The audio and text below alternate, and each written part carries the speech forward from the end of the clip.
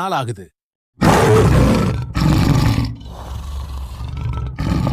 இன்னைக்கு நீங்கள்தான் என் இரவு விருந்து. யார் முதலில் சாப்பிடலாம்? நீர்நிலைகளில் வேட்டையாடக்கூடாதுன்னு காட்டோட சட்டம் உனக்கு மறந்து போச்சா? வேம்புலி. காட்டோட சட்டம் காட்டு விலங்குகளுக்கு தான் செல்லும், இந்த நாய்க்குட்டிகளுக்கு இல்லை.